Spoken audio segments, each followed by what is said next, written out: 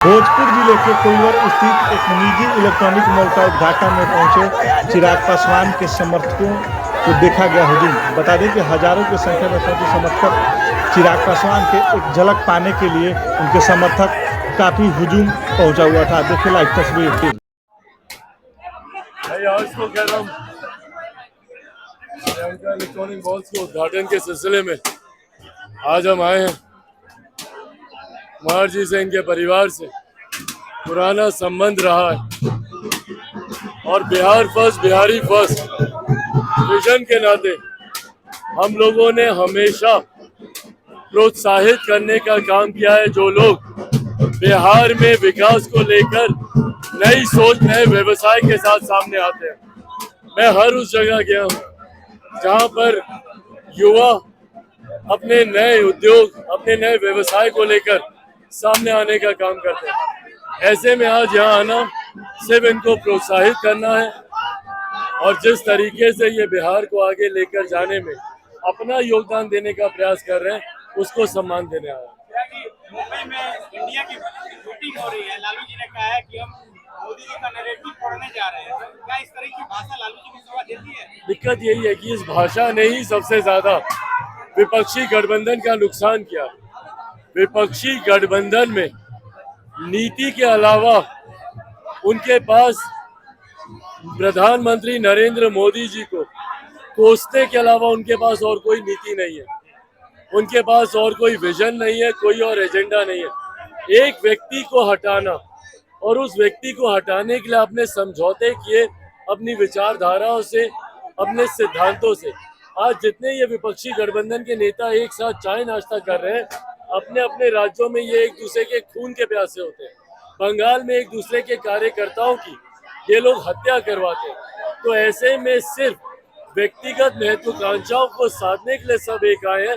ये देश की जनता भी समझ रही है। की सीबीआई ने जो बेल खारिज करने के लिए जो पिटीशन दायर किया लालू जी के खिलाफ, वो जायज है? लालू जी कुछ गलत? भाई ये न्यायिक प्रक्रिया का हिस्सा है, जायज है नहीं है ये न्यायालय इस पे डिसीजन लेगा। बट हाँ, बेल उनको स्वास्थ्य के आधार पे ही मिला था और अब जब वो खुद कहते हैं कि मैं फिट हो गया हूँ और मैं पीएम को फिट कर दूंगा, तो कहीं ना कहीं जिस आधार पे बेल लिए हैं वो आधार तो नहीं है। मायावती जी अब चुनाव अकेला लड़ने के लिए निर्णय ली है और नीतीश जी विपक्षी दल को एकजुट करने में लगे हुए हैं और कह रहे हैं कि हम सभी एकजुट हैं। क्या लग रहा है कि जो विपक्षी महागठबंधन है वो भाई एक ऐसा भानुमति का कुनबा है जो बार बार बनने से पहले ही धराशायी हो जाता है।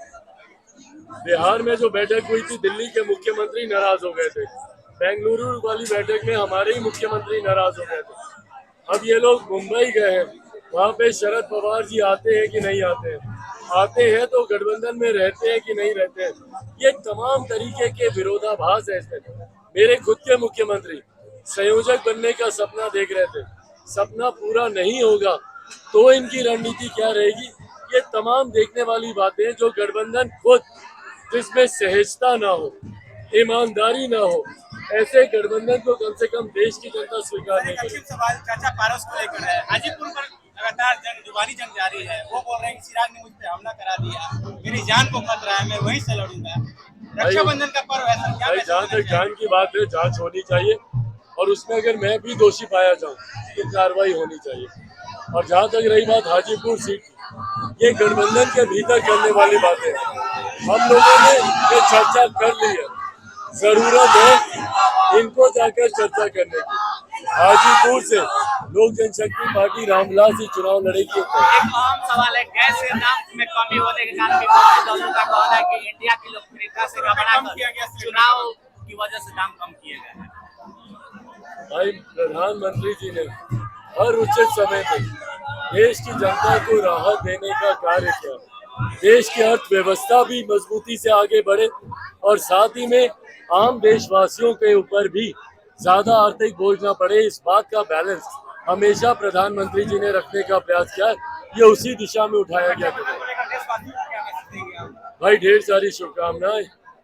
मुझे जब मेरी अपनी बहनों ने मेरा साथ छोड़ा तो पूरे प्रदेश की तमाम बहनें मेरी रक्षा करने के लिए सामने आई। तो यकीनन मेरे लिए रक्षाबंधन का ये त्योहार और ज्यादा मायने रखता है।